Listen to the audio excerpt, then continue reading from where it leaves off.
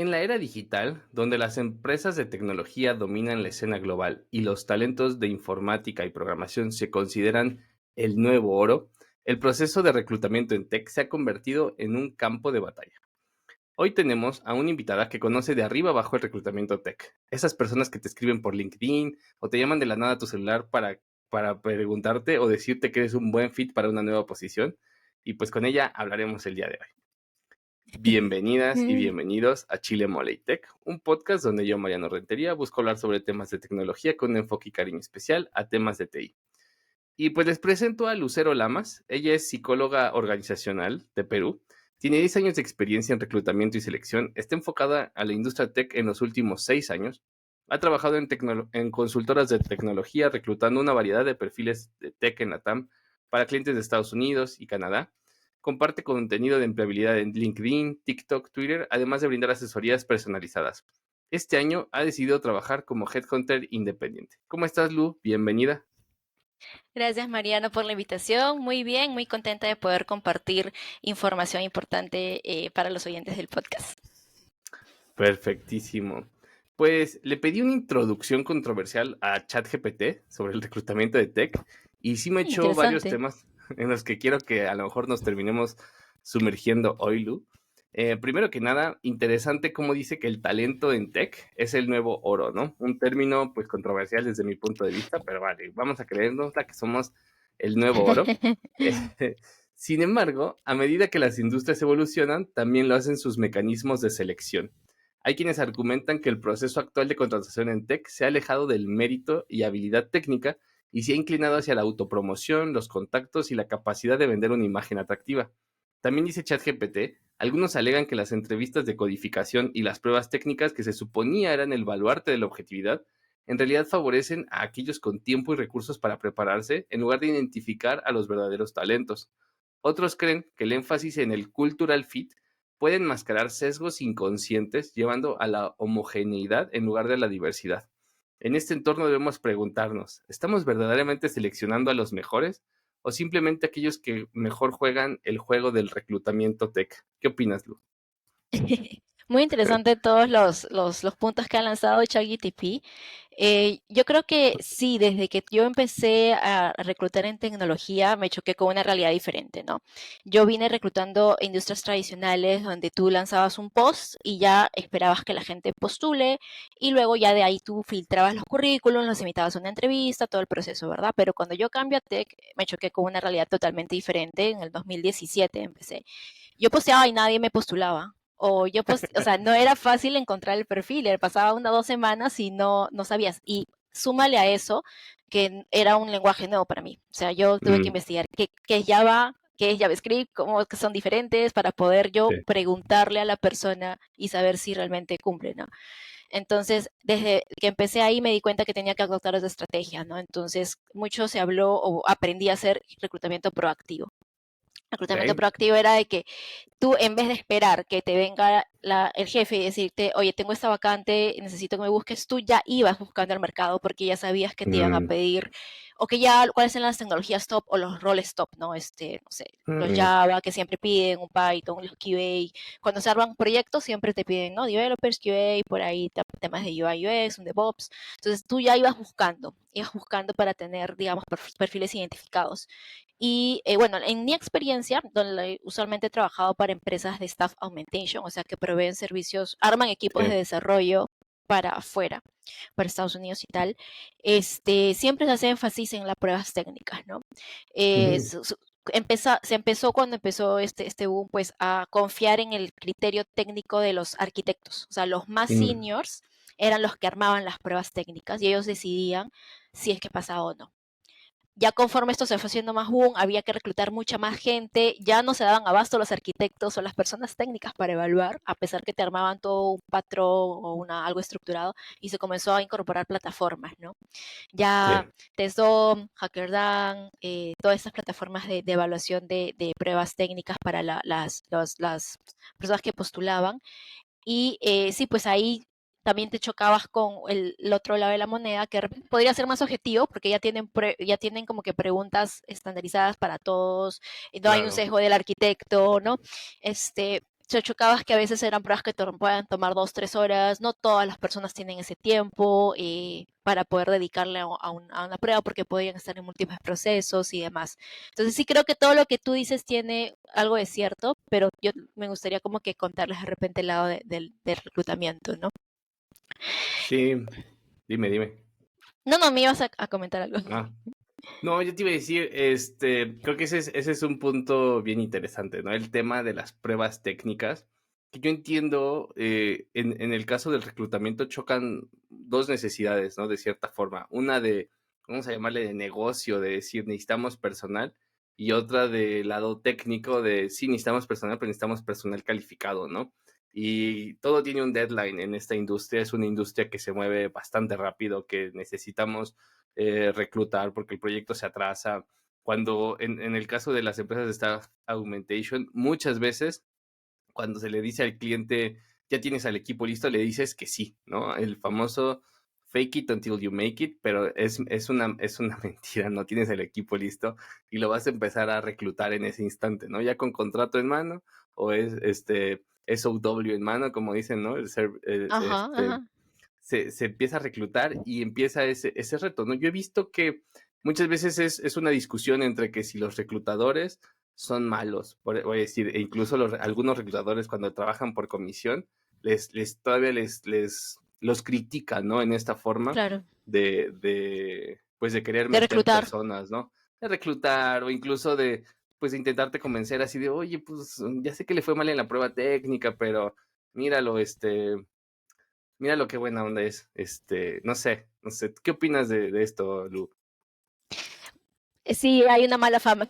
Yo intenté como que acercar o romper esa brecha porque sí sentí que se estaba formando como la idea que hay Sí, dos bandos, ¿no? Las personas que postulan y los reclutadores. En verdad, no es tanto así porque al final a los reclutadores nos ayuda contratar, porque si no contratas a una buena persona, si claro. lo metes por meter, por así decirlo, eso te están midiendo. Bueno, al menos en las Sí, empresas que yo estuve, si la persona se iba a los 3 meses por mal fit técnico porque no le gustó la cultura, a ti no te contaban un logro o una contratación real y a las personas que les daban comisiones, porque esto fue como que en los últimos años que incorporaron sí, comisiones, no les pagaban la comisión.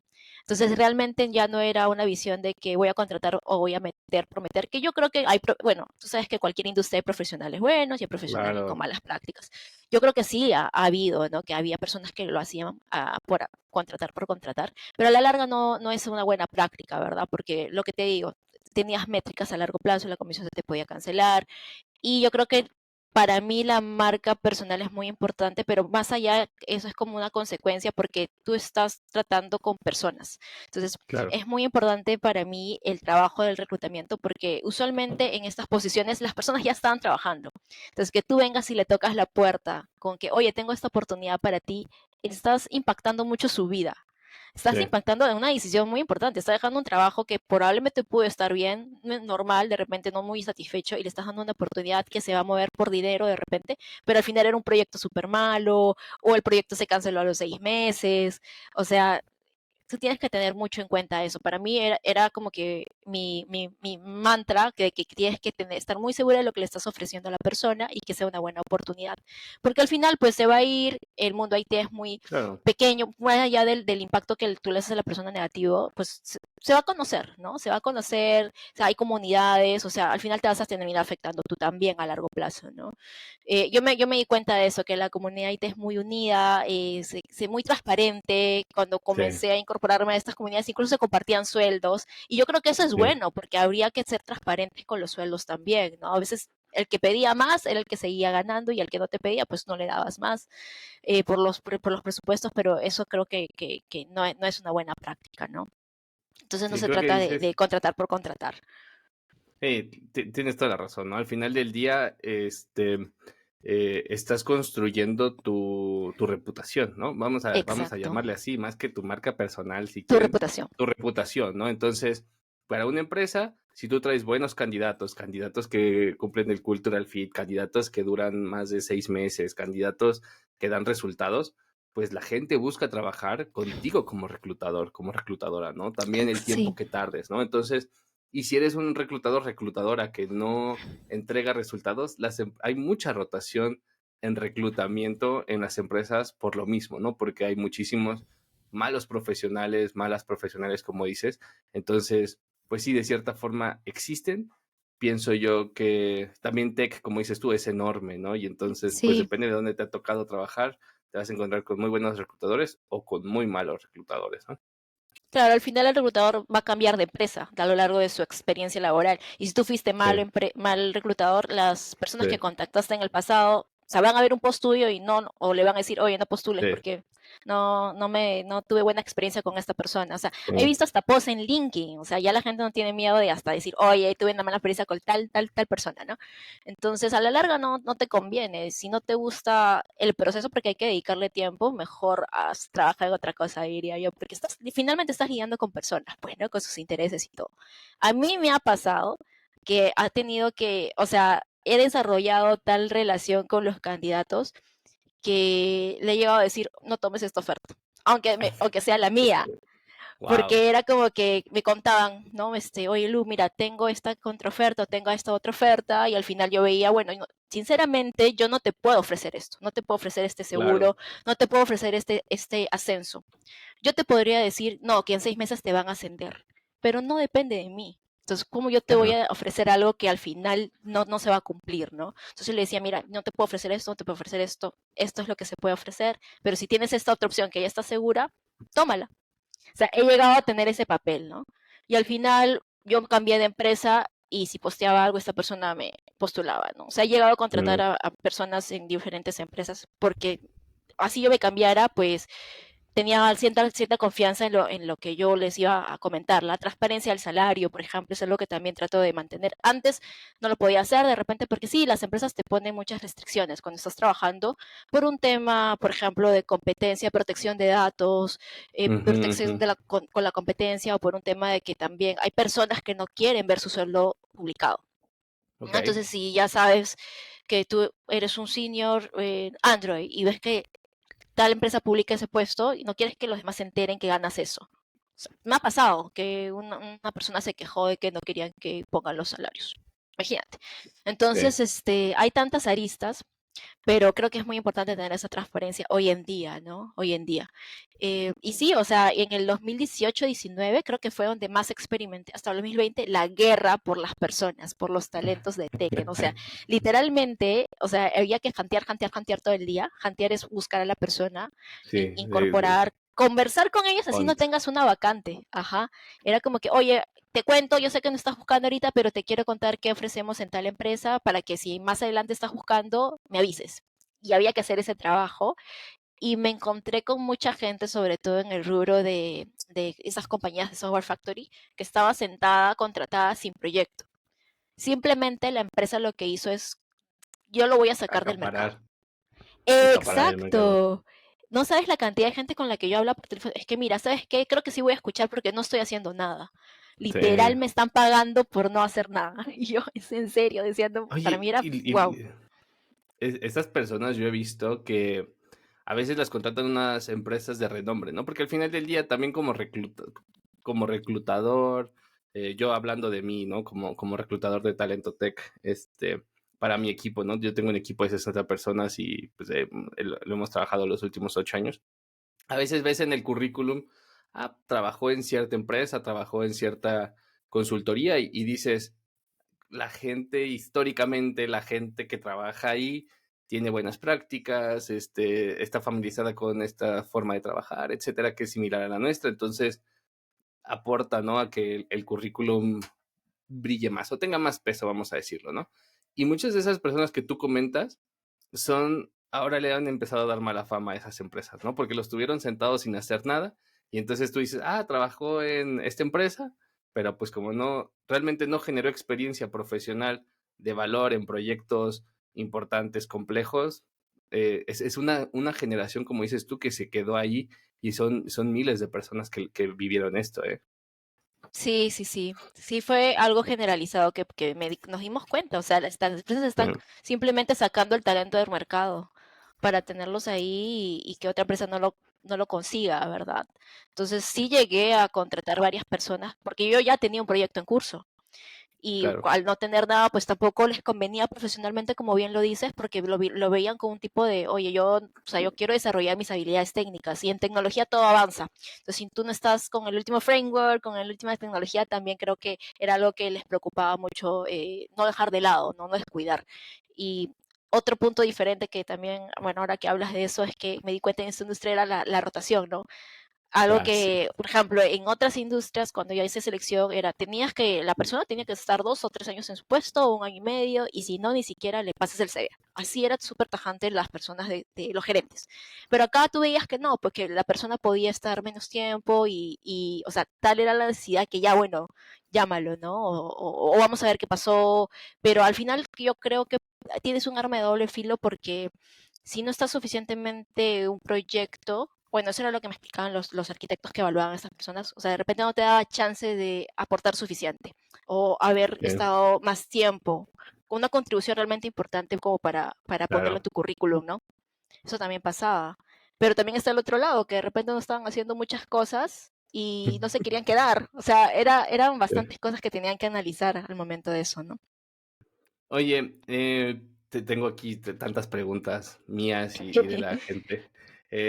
Ahorita me quedé pensando, bueno, primero quisiera hablar del tema del hunting, ¿no? Del cazar talento, vamos a llamarle así, que es un tema controversial porque la gente, la industria tech, pues voy a decir, no la gente, las personas que trabajamos en la industria tech, Claro, medimos, entre comillas, la temperatura del mercado en base a los mensajes de mail, de LinkedIn, llamadas que ofertas. recibes, ¿no? Las ofertas, e incluso que muchas ni siquiera son de su perfil, que es algo que molesta mucho a la gente, así de, es que los reclutadores no se toman un minuto en ver mi perfil y me dicen que quieren que quieren un programador Python y yo soy Java, o sea, voy a Totalmente decir válido. algo que ver, pero tampoco nada que ver, ¿no? Entonces, hay mucha queja en el caso, bueno, mucha emoción y mucha queja en el caso del hunting, porque gente también lo usa así de, o sea, mientras en mi trabajo no me valoran, mientras me están escribiendo 5 reclutadores por LinkedIn, ¿no? ¿Qué opinas? ¿Qué pasa en el hunting, Lu? Wow, eso que tú dices pasa mucho, incluso me ha pasado a mí. O sea, yo como Sí. reclutadora me han llegado ofertas para QA, para hacer Ruby, para hacer Python.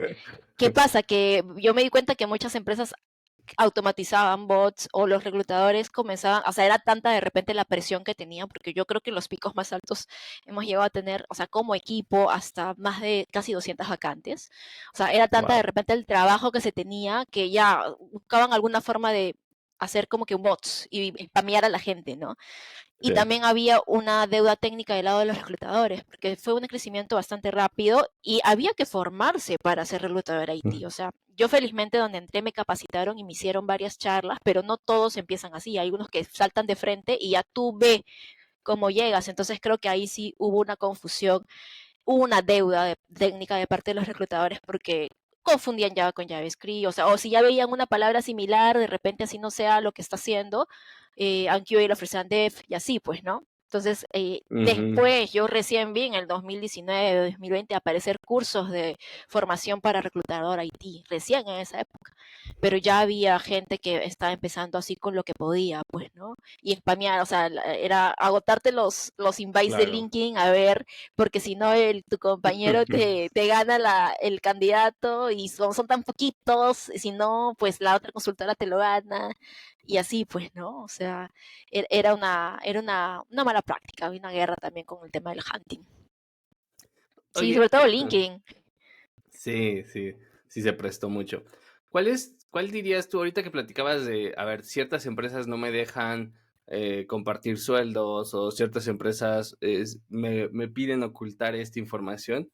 ¿Cuál es la empresa ideal? O sea, hoy te despiertas y te marca tal empresa y cuáles serían los lineamientos como para que tú digas, wow, esta es una vacante perfecta con la cual yo puedo trabajar increíble y sé que tanto yo voy a ganar como reclutadora, como va a ganar el desarrollador, profesional de TI que reclute, como la empresa, ¿no? ¿Cuál es ese escenario ideal del ganar, Lu?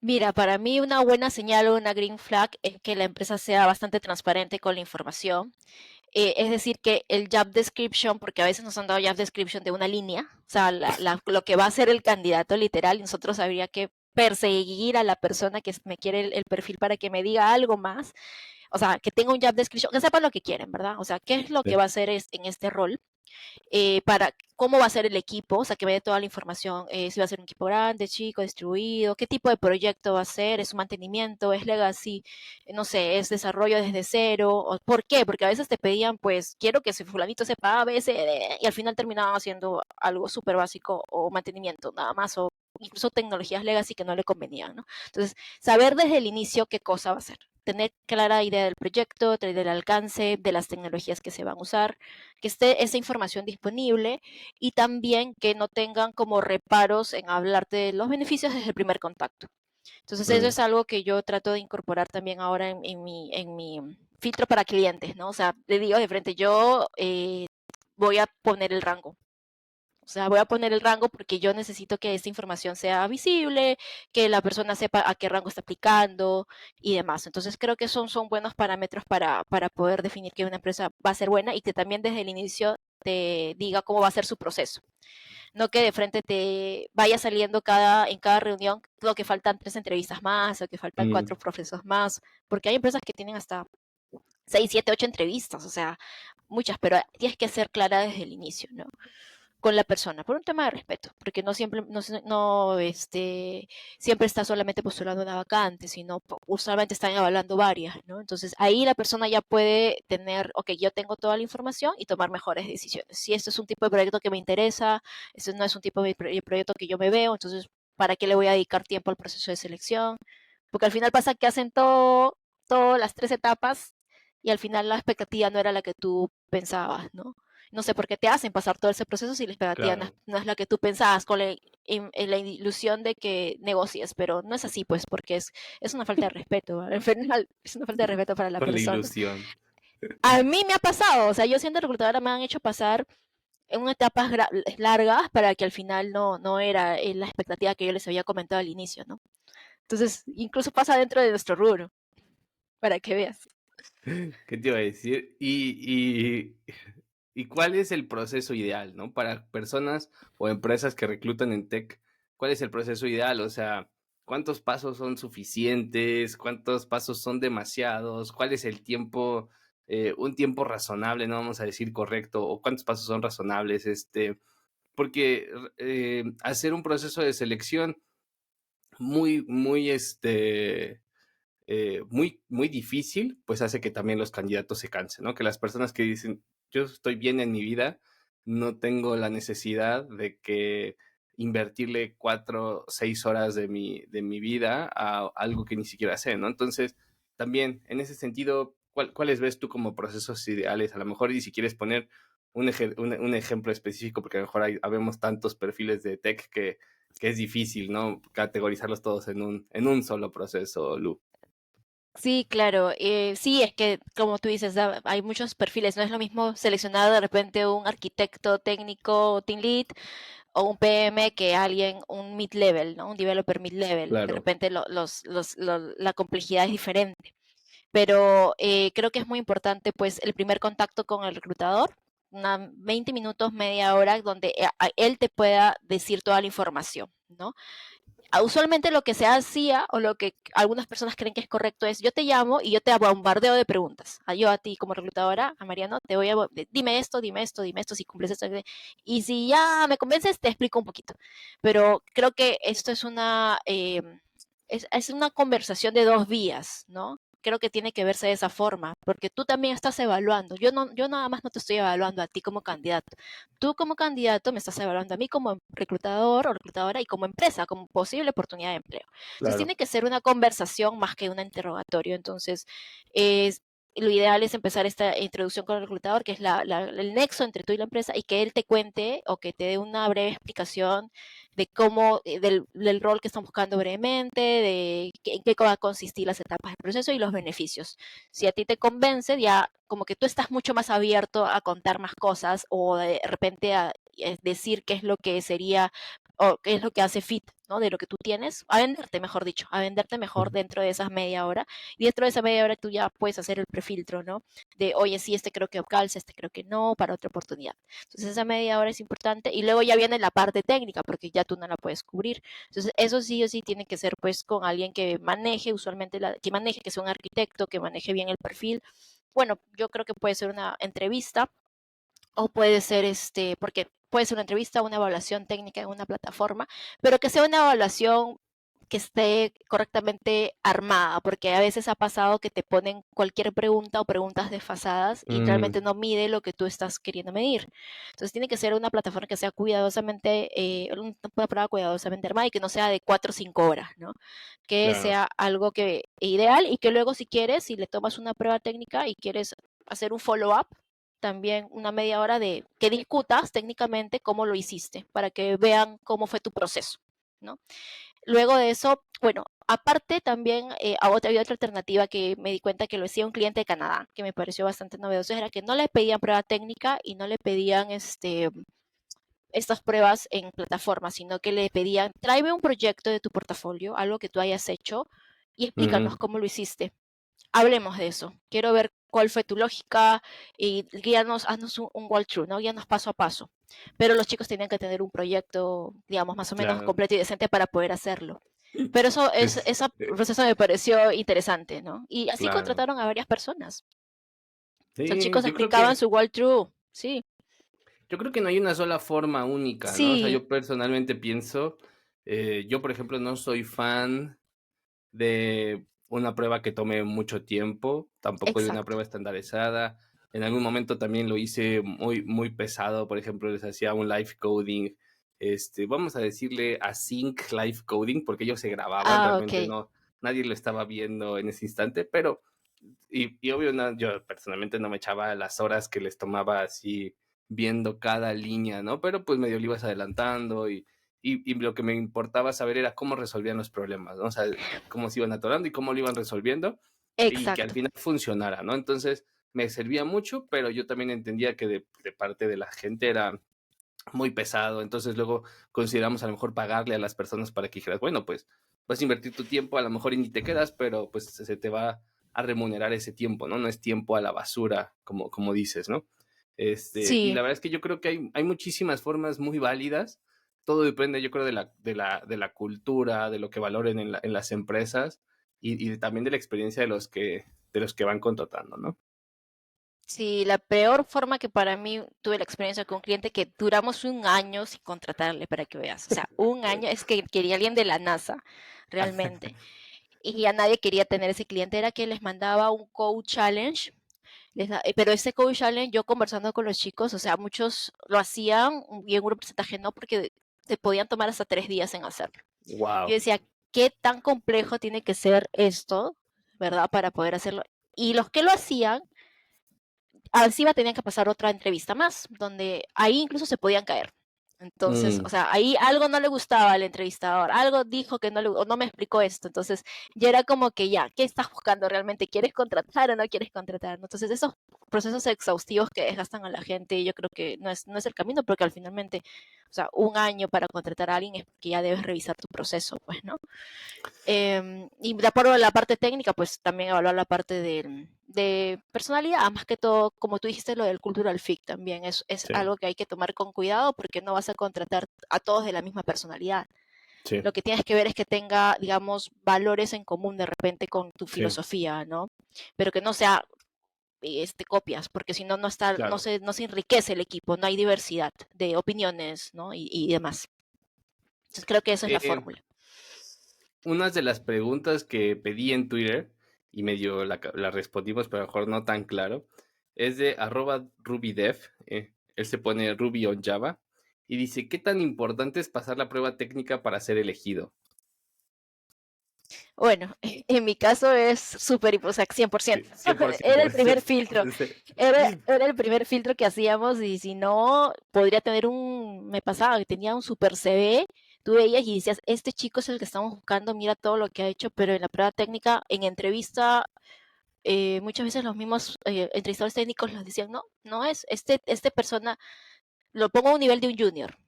Y le digo, Ujú. pero es un senior, actualmente es Mira, un mira senior, los ¿cómo va a años, ser ¿eh? junior? Le digo, pero mira, no, pero es que yo he hablado con él y no maneja a nivel de un senior para el proyecto que necesitamos ahorita, así que no lo paso. Y ya, eso pasaba. O sea, 100%. Y Eso, si no, por más el CV que te guía, no pasaba el proceso. sí. ¿Qué te iba a decir? Oye, ¿crees que los devs, poniéndolos ahorita de ejemplo, son muy orgullosos en ese sentido? Que a veces, a ver, voy a poner una situación. Yo gano 10 y soy senior, ¿no? Y en mi trabajo. Y allá me van a pagar 15, pero voy a ser junior. ¿Me molesta? ¿Eso les afecta el título de la posición más allá que el dinero? ¿Lu o la mayoría le vale? Mm, Depende, yo creo que más me ha pasado que igual se han venido con, de repente con un título igual o menor, pero con más dinero. Ujú, Se han claro. priorizado el tema económico, ¿no? Pero sí uno que otro me decía, yo no bajo de technical lead, yo no bajo de arquitecto, no, así sea más dinero, ¿no? Pero sí sido Wow. casos bien específicos, ¿ah? Ha sido casos bien específicos. La mayoría por el paquete económico, pues ya firmaba y ya Sí, está. me da igual. Luego, A mí ponme luego barrendero. subo. O sea, Sí. ellos decían, luego subo, o sea, no hay problema. Yo con lo que sé voy a ascender. Y al final sí, pues se nivelaban o iban subiendo y podían ganar más, ¿no? Otra de las preguntas que tengo aquí de Twitter es @TWOGFA. Dice, la mayor controversia. ¿Se puede acceder a la industria tech sin título universitario o maestría? ¿Y qué tan difícil la tienen los que no? ¿Qué No, sí onda, se Lu? puede. O sea, ¿Sí se puede? sí se puede, sí, sí, ¿Qué sin tan título. difícil? Las empresas se volvieron muy flexibles con este Mm, tema del título por la escasez del talento justamente, ¿no? Sobre todo los perfiles más seniors y que manejen inglés. ah, Para estos les da igual. clientes era difícil. Sí, y había muchos chicos que estaban a mitad de carrera, pero ya sabían programar, ya contratados, o sea, ya regulariza su título luego, ¿no? De repente en industrias muy específicas como en bancos, ¿no? O empresas del Mm, Estado, eso sí eran más difíciles porque en sus claro. requerimientos por temas de auditoría, sí o sí la persona tenía que tener un título. Mm, Ya no maestría, ¿no? Pero sí un título. Entonces ahí sí era más difícil, pero para remoto afuera, no, o sea, incluso he contratado gente de otras que hicieron cambio de carrera, ¿no? Por ejemplo, sí. vinieron de administración, ingeniería industrial, no sé, incluso hasta de química he contratado de física, pero se cambiaron de Ah, carrera y sabían programar y se los contrataba, bueno. Ya para puestos fíjate. más gerenciales ya es diferente la Ujú. cosa. Justo eso te iba a decir, yo tengo un mi punto de vista personal, ¿no? Mi personal take basado en mi experiencia y en lo que yo veo es, ahora pasando del título, vamos a decir, de una licenciatura, la maestría es muy poco valorada en tech, a menos que sea una posición casi de CEO, CTO, director, y aún así es, en mi experiencia, es muy opcional, ¿no? O sea, es así como Sí. decir una cereza, pero si el pastel es de Costco, que está tan agotado y está bueno, no importa que le falte una cereza, ¿no? Sí, usualmente lo he visto requerido como para engineering manager, por ejemplo, ¿no? Un delivery Mm, manager, alguien que ya va a hacer más mm, gestión, a ver, cosas más de management, de repente una maestría le ayuda, ¿no? Pero bueno, lo que es indispensable para tener buenas ofertas es el inglés. Eso sí, wow. es lo que yo les recomendaría, ¿no? Otra pregunta aquí, @UranoDev, ¿no? Él, de hecho, él ya estuvo en el podcast. Habla del salario. Hacerlo saber desde el principio, antes de pruebas y entrevistas, Lu. Sí, debería ser filtro número uno y tanto mutuo. Yo creo que cada empresa tiene igual bandas salariales, ¿no? Sí. Pero eso también la puede limitar, porque qué tal si no está actualizada con el mercado, qué tal si hay un buen Mm, perfil y se pierden un buen perfil por esto. O sea, a mí me ha pasado que se ha negociado por un buen perfil, ¿no? Entonces, yo creo mm, que sí se debe hablar del rango, pero si tú ves que es un perfil muy difícil o muy escaso, que siempre lo menciones que es negociable, porque al final se pueden claro. armar paquetes paquetes que compensen esto, no sé, un bono a fin de Un año, bono. Ujú, capacitaciones, etcétera. Entonces se mm, puede armar un paquete. Creo que yo siempre recomiendo, tú evalúa tu oferta laboral como el paquete anual que tienes con todos los beneficios, ¿no? mm. Entonces ahí tú en base a ello puedes negociar, de repente no te dan más plata, pero te pagan las certificaciones que tú quieres. O sea, yo he llegado a negociar así, ¿no? Te vamos a pagar esta certificación que para ti es importante, ¿no? No sé, Salesforce o que sea, o Scrum, o te vamos a dar un budget para que tú mismo escojas las certificaciones o tantos días de vacaciones o un bono por cumplimiento de objetivos y que al final compensa, no sé.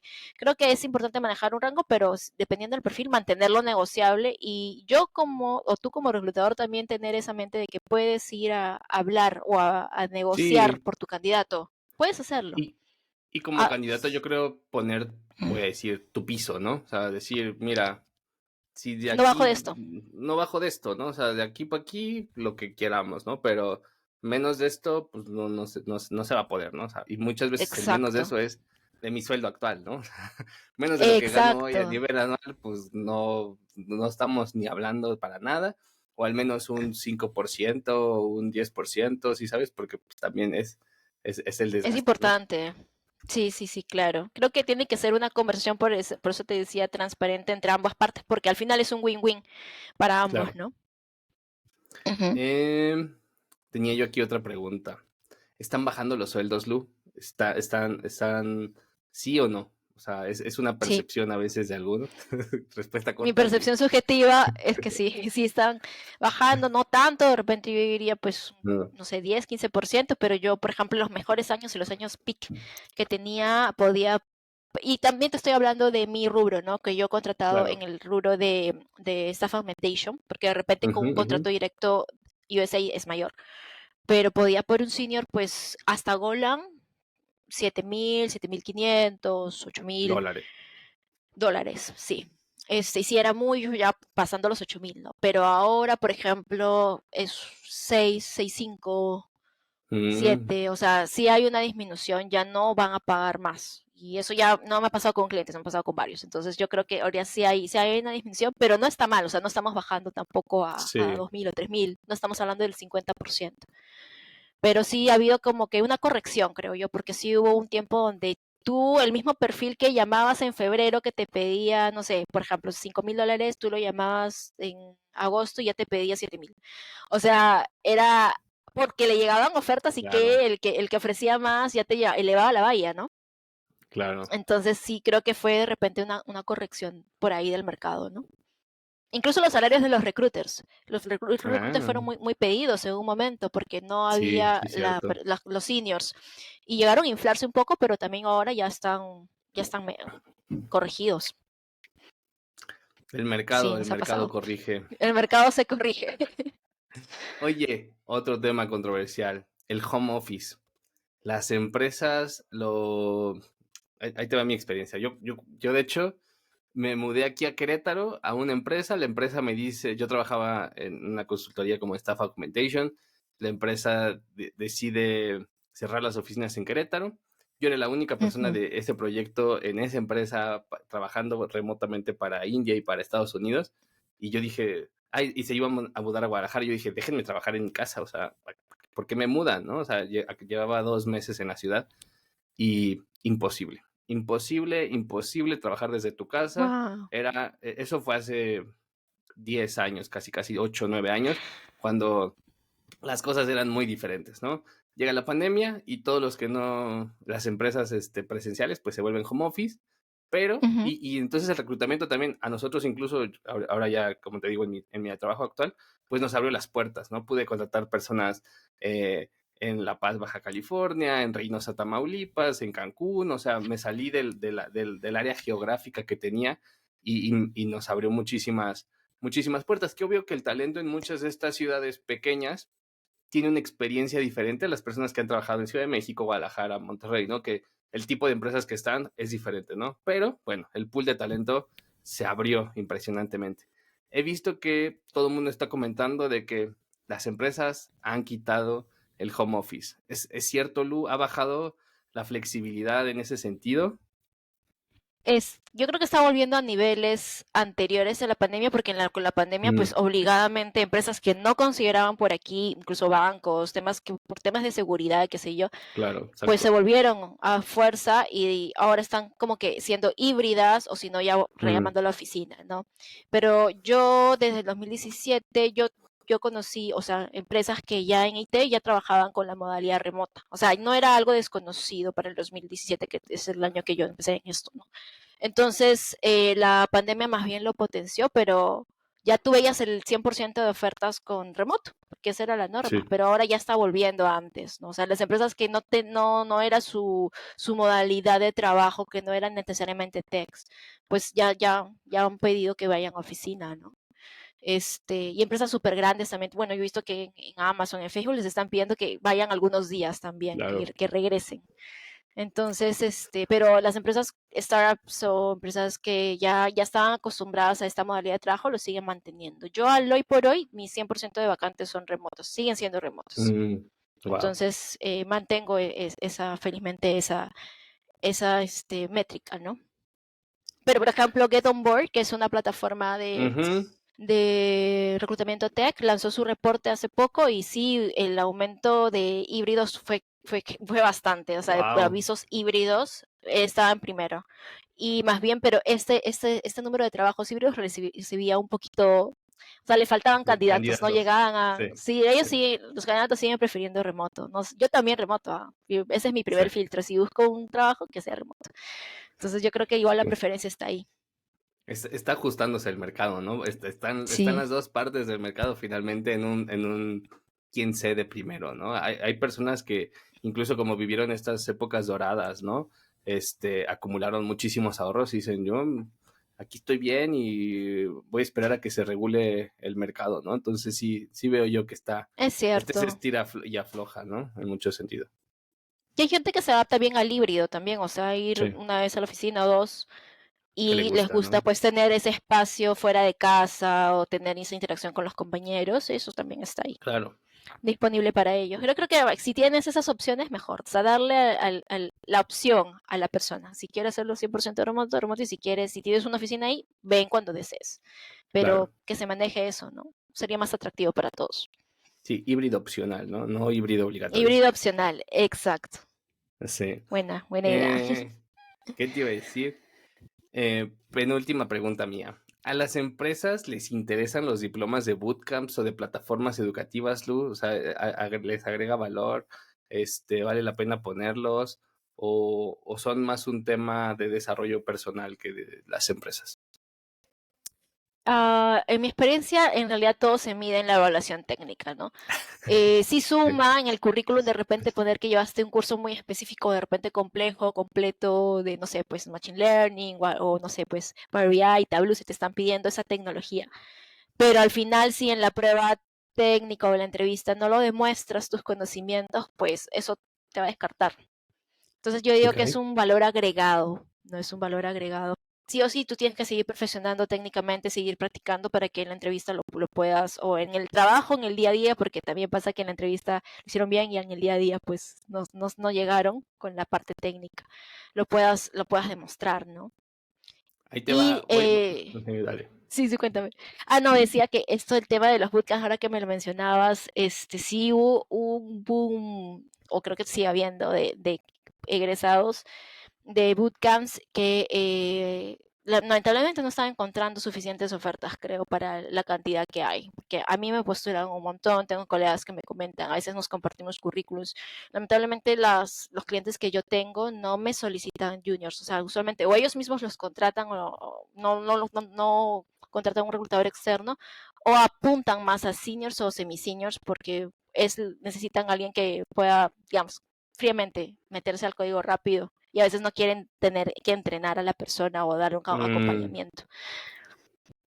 justo te iba a preguntar eso. Esa era la pregunta bonus que ahorita me acordé que vale la pena que te haga. Es el seniority. Las empresas, en tu experiencia, ¿cómo lo identifican más?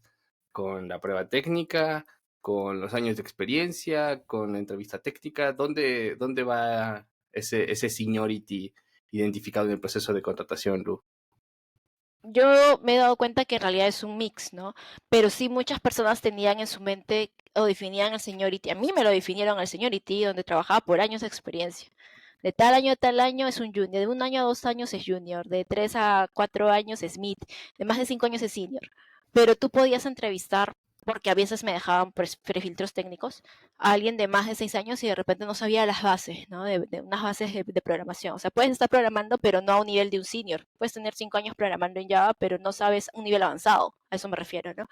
Y al final creo que es un mix de años y qué tan complejos han sido los proyectos que has realizado, qué tipo de proyectos, qué tipo de contribuciones has hecho, si de repente has hecho mantenimiento o has hecho algún desarrollo desde cero, from scratch, es diferente tu experiencia. Si has visto este tipo de proyectos, si has podido hacer la parte incluso de testing o involucrar a que Mm, solamente pequeños proyectos son muy puntuales.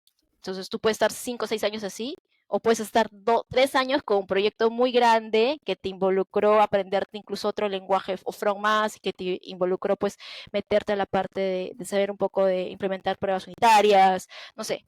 Y esos 3 años, de repente no eres un MIT, tienes un conocimiento de un MIT avanzado casi para senior. Entonces, a mí me pasó con un par de proyectos que entrevisté gente que de repente tenía 3 4 años, pero hizo proyectos complejos y aparte en sus tiempos libres tenía proyectos aparte personales, tenía, no sé, estaba muy metido en la parte técnica, tenía blogs, tenía mm, portafolios de proyectos, hacía conferencias técnicas porque hay comunidades, ¿no? Donde hacen claro. también charlas.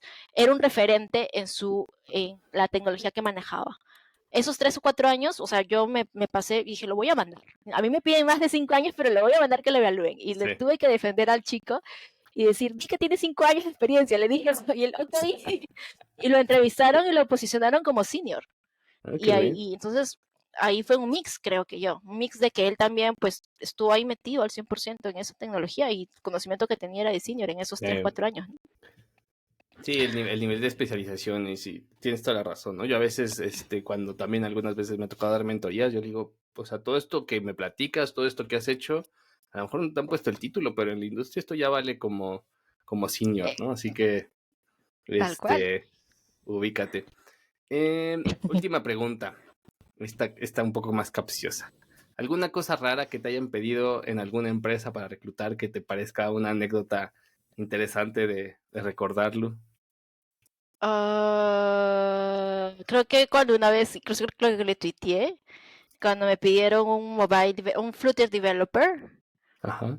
pero me pedían que tenga como más de 5 años de experiencia en Flutter. Y yo, pero Flutter tiene pocos años y de verdad cuando le mandaba a los candidatos me los rechazaban. No tiene 5 años. Y yo, pero ¿quién está haciendo el filtro? Y al final pues no era alguien técnico, sino era alguien del equipo de ellos, Sí, de lo ponía en una recursos humanos. calculadora y decía, no sube, next. No, no suma, y de verdad sumaban los años. Si había un chico que tenía 3 años y 10 meses o 3 años y medio, no tiene más de 5 años. Y yo le tuve Mm, que explicar por qué, ¿no? Y al final, evalúalo. Y el chico, pues, a nivel técnico tenía un nivel de senior. Entonces eso fue gracioso también para mí. O estos perfiles medios raros que tienen que ser un Java DevOps QA, ¿no? O sea, ya cuando te mm, piden realmente que sepa de todo. Entonces, como sí. que decídete, estos son 2 perfiles. Pero sí, me ha pasado eso. Y para darte un plus, me ha pasado requests raros también de candidatos. Mm, Por ¿cómo qué? ejemplo, Ahora me nada, nada. cuentas. Por ejemplo, hubo una época donde les daban de todo, pues en cuanto a beneficios. He entrevistado gente que les pagaban el internet, que les pagaban la cuenta de Netflix, que les daban un bono para el gimnasio. Entonces era el boom de los beneficios. A mí me tocó reclutar un perfil muy técnico, altamente técnico, que iba a trabajar para una cuenta tipo Google. Era un software architect y estaba difícil de encontrar. Entonces, él me vino con unos pedidos raros al momento de la oferta, como que me dijo que necesitaba tener estacionamiento. eh, sí o Mm, sí estacionamiento en los días que vaya a oficina y me dije que quería que yo les busque estacionamientos. Ay, por favor, ¿me puedes pasar una wow. lista de los estacionamientos cerca? Sí, súper. Y yo, "Ujú, claro, y tenía que escucharlos nada más, pero eso nunca Un nadie me había frío, dicho que le busque un, estacionamientos. Sí, flores diario en mi escritorio, un vaso de sí, por agua fría, favor. Un agua desayuno Evian. keto. Sí, agua bien, si no, no acepto. Sí, tal cual. Es como que súper raro, pero fue menos mal un caso específico que me vino con eso de que le busque estacionamientos. Hay de todo en esta vida del señor. ¿Alguna conclusión que quieras echarte, Lu, antes de que nos vayamos a Tech Twitter? Una conclusión, bueno, de que sí, que el mercado tech, digamos, todavía es una industria muy interesante, que hay oportunidades, aún que al mercado de repente no está mal, es lo que yo diría, porque bueno, tenemos muchas ofertas todavía, felizmente remotas, felizmente en dólares, no estamos en el prime de antes, pero sí tenemos una buena oportunidad para seguir exportando talento dentro de LATAM porque todas las empresas con las que he trabajado son empresas de afuera que realmente han visto que pueden encontrar un buen nivel técnico aquí, ¿no? Y la recomendación que siempre les hago es de que traten de incorporar el inglés, ¿no? Para que puedan aspirar a mejores oportunidades laborales, que siempre estén actualizándose en las tecnologías, que manejan que siempre cambia mucho. Um, una conclusión, un insight que me he dado cuenta en estos últimos meses, me han pedido muchos full stack. Entonces ya Mm, de repente hay que, si estás especializado en front-end y quieres ampliar tus posibilidades por ahí, agarra algo de back. Si estás especializado en back, quieres mm, ampliar tus posibilidades, agarra algo de front. Porque eso es lo que está pidiendo el mercado ahorita, ¿no? ok, Mucho full stack me han pedido bastantes. Entonces, por ahí también tratar de diversificar tu perfil para que puedas tener más amplitud de oportunidades. perfecto. Pues muchas gracias, Lu. Vámonos a Tech Twitter. Este tweet es tuyo. Vámonos. Y lo voy a leer, ¿no? Dice, tips para entrevistas de competencias. Cuando te digan algo como, tell me about a time when, o cuéntame de alguna ocasión cuando, lo que se busca es que cuentes una situación específica. Se usa para saber cómo y cuándo mostraste cierta competencia. No digas algo general como, ante un problema así siempre soy. Cuenta la situación particular que ejemplifica tu comportamiento. Puedes usar el recordatorio CAR, contexto, acción, resultado, ¿no? Espero que te sirva. Platícame de este tweet, Lu. Bueno, yo siempre estoy encargada de hacer las entrevistas de personalidad o para competencias de los candidatos y siempre me topaba con esto, ¿no? Que tú quieres saber que en qué momentos la persona, porque siempre en el currículum tú ves, ¿verdad? Trabajo bajo presión, alto nivel de liderazgo, Sí, comunicación, resolución de problemas, mil habilidades, pero eso queda en el currículum. Tú quieres conocer qué situaciones han afrontado estas personas. Entonces, yo siempre pregunto por una situación específica. Pero a veces no oyen o no se dan cuenta de repente la pregunta, porque la pregunta lo dice, cuéntame alguna situación específica donde tú de repente hayas resuelto algún problema importante técnico dentro del equipo o donde hayas dado una alternativa, una propuesta técnica dentro del equipo, como la planteaste, la pudiste ejecutar, alguna propuesta mejor. Y que ahí es la oportunidad perfecta para que la persona pues se venda, ¿no? Y venda toda su experiencia, venda cómo puede aportar y demás, pero en los nervios, obviamente yo sé que estar en una entrevista es difícil, pues hacen de que digan, bueno, si le preguntas algo difícil, nunca me ha pasado eso, ¿no? Por ejemplo, algún problema o algún error que hayas cometido. No, la verdad es que no me acuerdo, no, nada importante y estás perdiendo la oportunidad ahí de decir cómo solucionaste, te diste cuenta de un error y cómo lo solucionaste, ¿no? ¿Qué sacaste de ahí? Estás perdiendo esa oportunidad. Entonces, tienes que, antes de cada entrevista, si sabes que vas a ir a una entrevista con alguien de recursos humanos, yo siempre recomiendo que pienses en estas situaciones y de repente las escribas, porque a veces hay que recordarlas para darlas con detalle, ¿no? A ver, voy a pensar en una situación donde yo soy de una iniciativa importante, donde propuse una mejora, una situación claro, donde solucioné un problema, voy a acordarme y la nota, porque a claro, veces hay cambios en el tema del desarrollo, ¿no? Me adapté a este cambio, me pidieron un cambio aquí y yo me capacité por mi cuenta y lo pude implementar. O sea, acuérdate porque a veces es tan diario y tú piensas que no importa porque es de tu día a día, pero sí importa. Para este tema de las habilidades, sí importa estas competencias que tú tienes, ¿no? Entonces, también te va a ayudar a ti para saber tus fortalezas y tus puntos de mejora también. Entonces, hacer ese ejercicio de autoconocimiento antes de una entrevista con recursos humanos o con un recruiter, escribirlo y para que tú lo tengas ahí como que al detalle lo puedas comentar y te va a ayudar para venderte mejor también. Ujú. perfecto. Sí, yo creo que y se ve, o sea, con eso que tú dices, Lu, pues se ve que tanto es ensayado y que tanto es tu experiencia real, ¿no? O sea, que tanto Sí.